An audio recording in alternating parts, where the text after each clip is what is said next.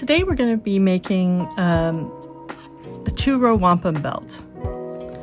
So that's what this looks like. We're going to be making it as a keychain. And we talked about the story in class, how this was the original way of representing a treaty with the two blue roads of beads representing the wake of the watercraft of the two. So the Haudenosaunee in their canoe and the Dutch in their ship, and both moving along on parallel journeys without disturbing each other. We know that treaty was broken, obviously, after, but this is the original intention. So no land was ceded, but the land was meant to be shared with people not interfering with the other's way of life. So we're going to be making that today.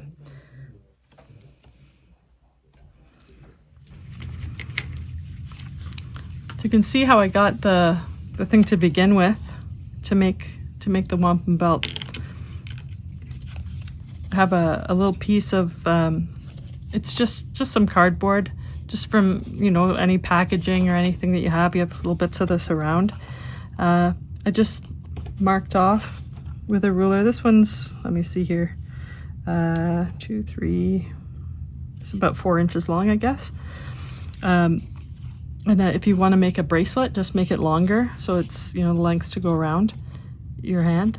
And I've just got the measurement of the beads that I'm using for this.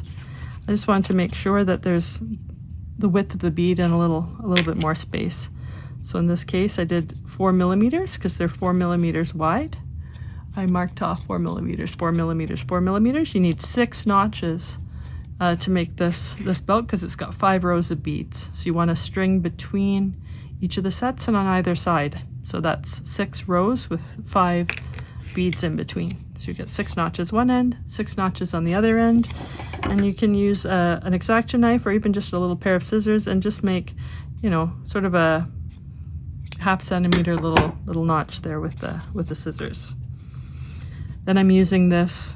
This is like a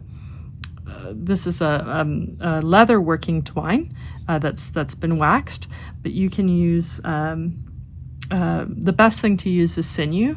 Or artificial sinew, especially because you can then use the actual sinew itself for the beading, and you can just separate it into pieces like embroidery floss.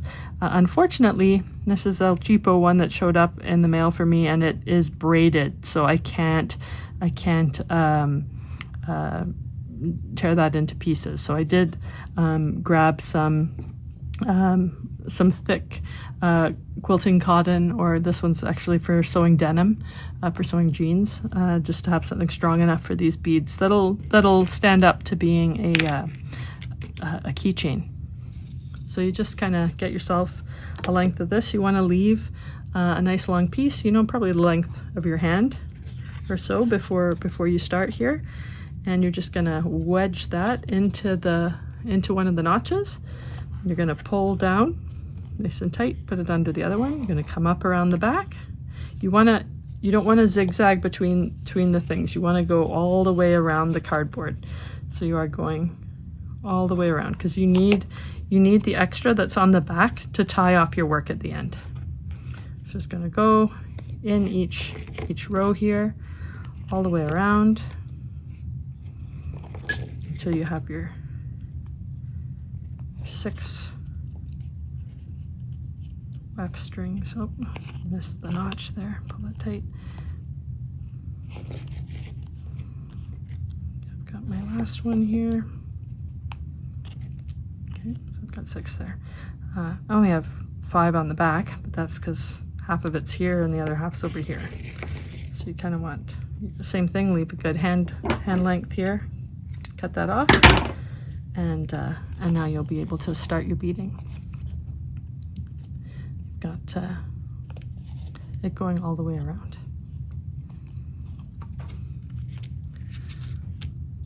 And you want to take a needle that is thin enough to go through your beads and still get 2 widths of the thread through as well. So I have special beading needles here. They're a little too thin for what I'm doing here, because I usually use these with much smaller beads to make earrings.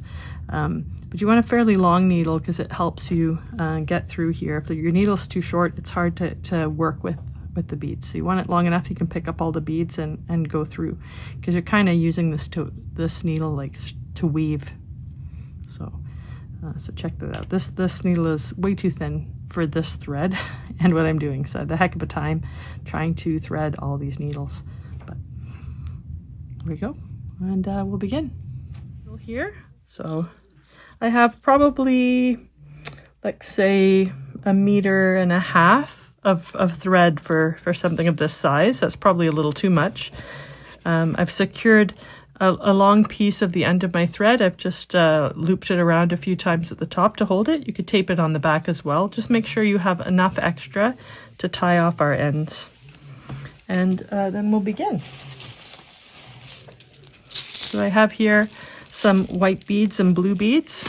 These are not wampum beads. Wampum beads are a bit more expensive for my class and would be a larger piece. So to symbolize those 2 beads, I've gotten, these are, let me see here, these would be like 3 millimeter beads here, that are 3 or 4 millimeter, but they're regular glass beads, round glass beads.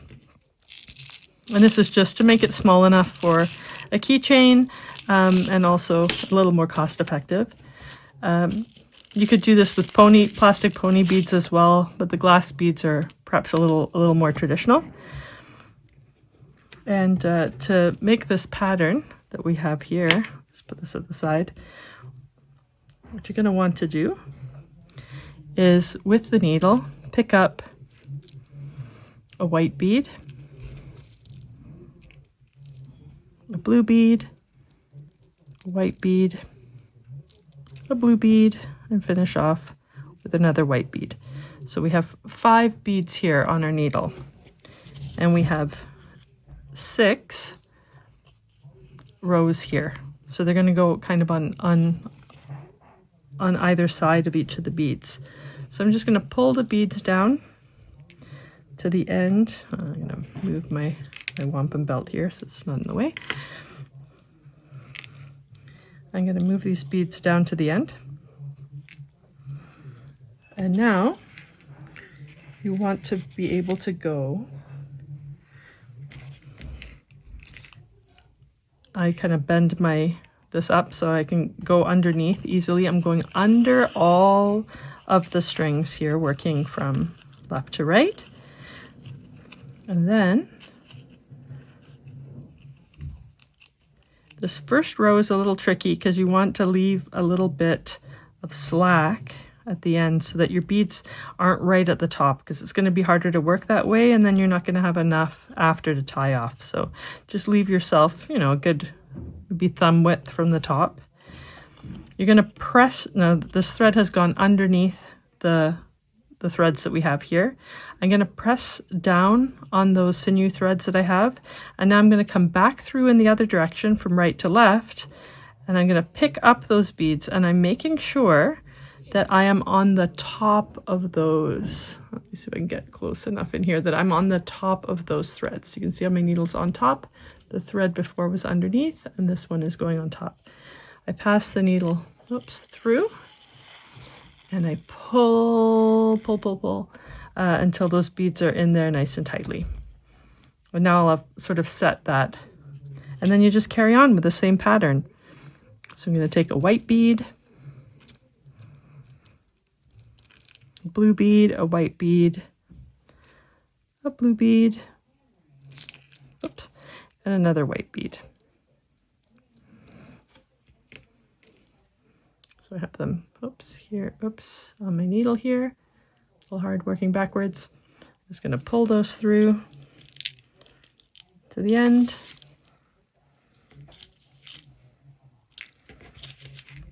bend that up so I can go underneath all of the strands of sinew that I have on here.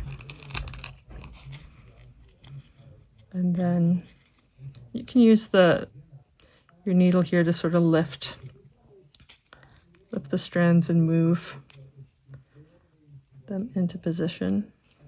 There we go. So that I have them all here. Just move them up, pull my thread tighter.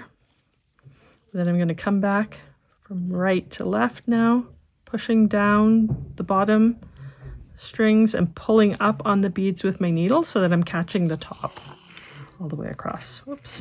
And of course, looping through everything around me. Here we go. And pull that nice and tight. And just carry on with the same pattern. White, blue, white, blue, white. Get them here.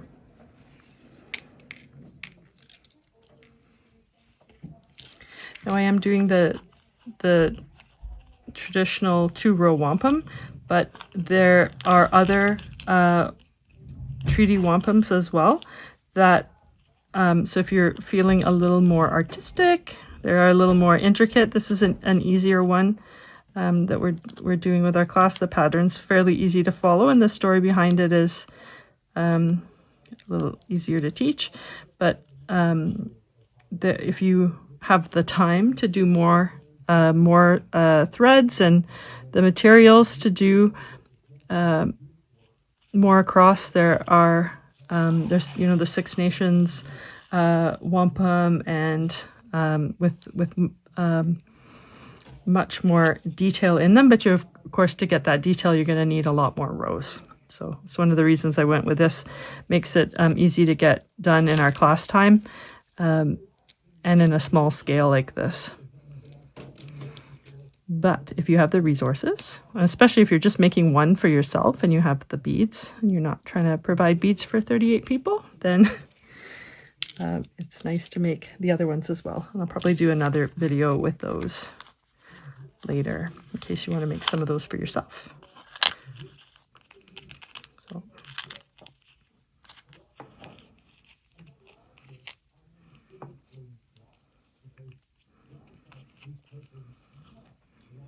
We go, going from, again, we've gone underneath and now we're going on top of all those threads with our needle, pulling through.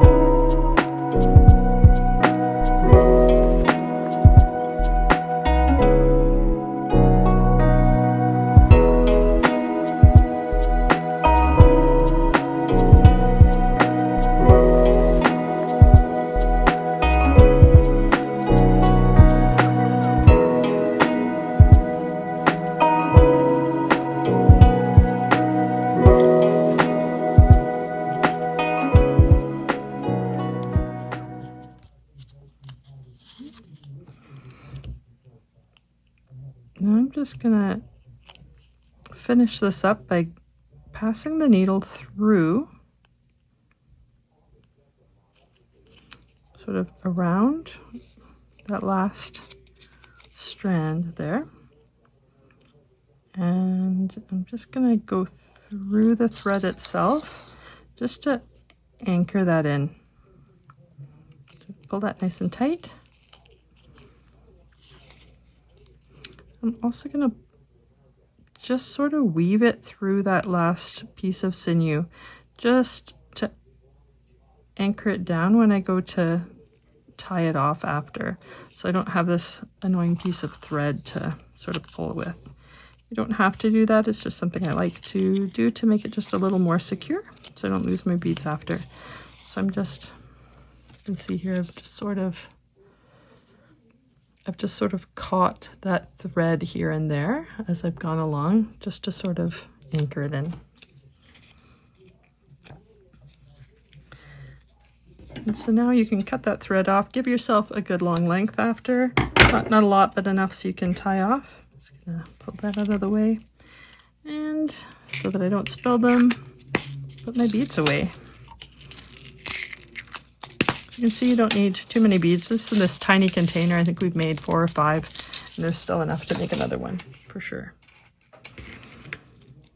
And so you will need some findings. You can make this if you leave long enough ends. Like if you make a long enough piece of cardboard here, you can even braid the ends into a bracelet. When you cut them, we've made this one quite short, so we had enough time here to finish it. I also got on Amazon, because I got like 100 of them for, I don't know, $7 or something. Ugh, hate supporting that, but hey, needs must. But I was able to get these little swivels that have a keychain that you can put on them. So I'm just gonna undo the thread that I tied up here before, and just across the back, I'm just gonna put this here. I'm gonna leave one end still on here so I don't lose everything, but I am gonna pull all these strings off here. And so how you want to finish this is, I'm just gonna cut this down so it's not so hard to work with.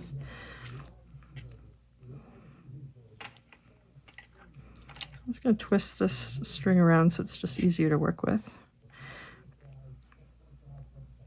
So you notice you have 6 strings here. So you have 3 pairs that you can tie together to keep this from moving. So I'm just going to do a reef knot between every 2 pairs. So I'm going to start on the end that's got my thread, because I want to tie that down first before I lose my beads. And I'm just going to go and tie a reef knot. So I'm going to get the one that's in my right hand. I'm going to go over the one in my left hand, pull it through and tie it, and then I'm going to go with left, what's in my left hand, over my right hand, making sure that I get that thread in there, caught in there, so that it's getting tied off, and through. You have a nice little reef knot. Then I'm going to try and hold this out of the way. You use your scissors to hold that down so it doesn't get in your way. Go on to the next pair.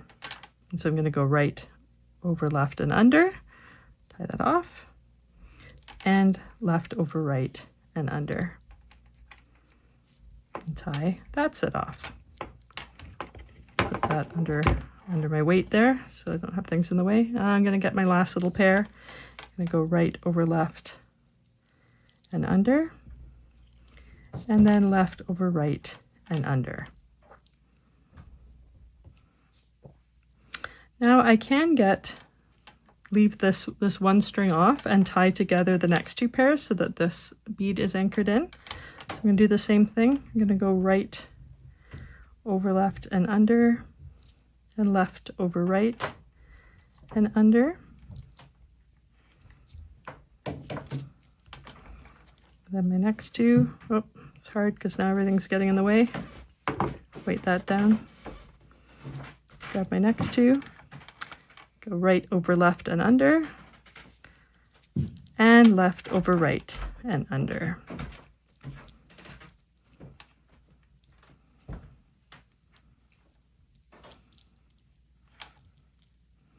And so now you should have a knot in front of each bead on these ones. And it is wanting to come back off again, but we're going to deal with that in a second. I'm going to go to the other side. Take this off of this side. So I'll take this off. I don't need this anymore. It's move it aside. I will perhaps keep this underneath so you can see what I'm doing. Just the white seems to show up the contrast a little better with my nice brown strings. And so I'll do the same over here. You can go the same way. It doesn't matter if you start with the right or the left, you just make sure that you're switching sides after. So I tend to go right over left, just my brownie days. Oh, looks like I lost my light here. Okay, the next set, right over left and under, left over right and under. And my last string, right over left and under, and left over right and under.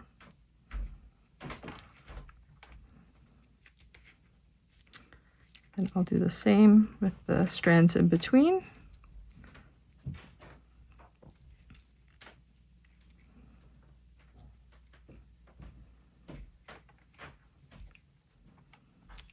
Another one over here at this reef knot. Oops.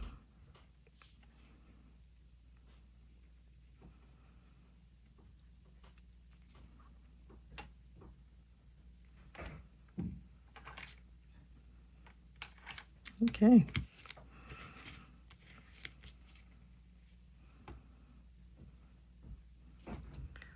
So now at the top here, I have sort of three strands and a thread on this side, and 3 strands and a thread on this side. So I'm going to use those to go up through my swivel here. But I'm just going to tie those together. So right over left and under. I'm not going to tie this too tight at the beginning here, and I'm going to show you why in a second. And then I'm going to go left over right. And under, making sure I get everything. So I'm going to get a piece of my sinew.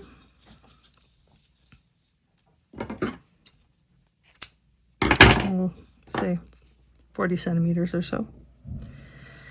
And I'm going to tie off like you do for a noose. So let's make sure that that is nice and tight. I'm going to pull all the ends down together, nice and tight. Keep the knot up at the top here like this. Then I'm going to take a piece of this, hold it down a bit longer so I know which one is the one I need to pull on. I'm going to make a loop like this, and then I'm going to tie around. Make sure that's nice and tight. I'm going to go around. You're trying to hold everything together and go around and around and around and around, nice and tight.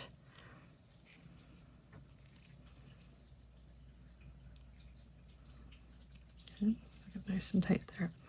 Then I'm going to go up through that loop with the strand I've been tying. I'm going to find that one, longer one that I left that's pulling on that end. Just going to pull a few times to make sure it's tight. And I'm pulling that inside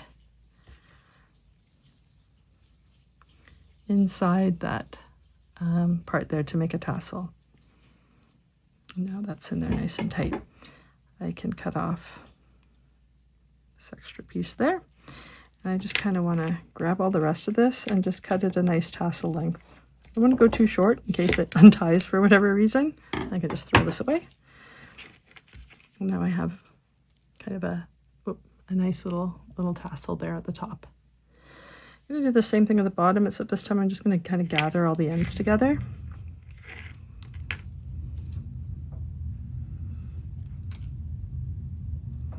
And I'm going to get a piece of my sinew here.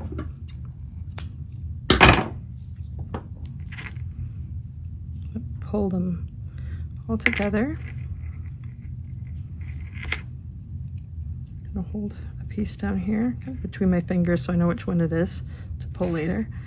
I'm going to do a little loop that I'm going to pull my anchor thread through later. And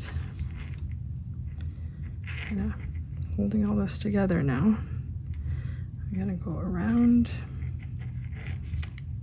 round,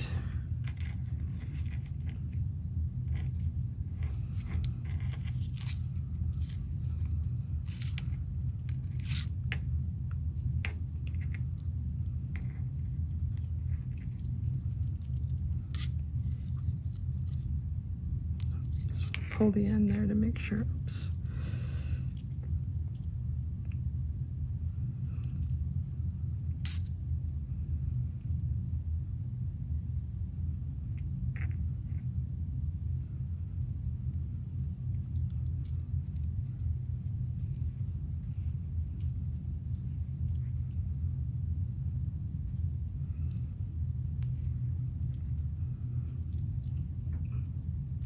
Up through that loop, my last little bit there. And I'm gonna, oops.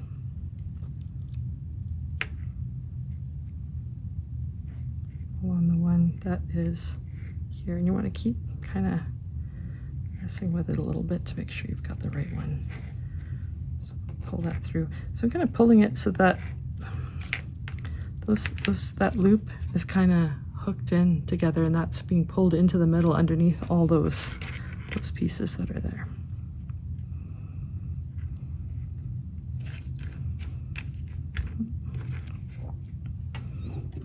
Now I can cut off that extra piece and leave a little tassel here at the bottom. This little tassel length. And there you have your completed wampum belt. Our two-row wampum. You can clip that onto your bag as it is with the little clip. I'm gonna put the little ring here on the swivel, connecting it to the metal, not my knot, because I don't want my keys to get lost. But now you can put that on your lanyard, clip that on your bag, clip it to your house keys, your car keys, and then if somebody asks you, what is that?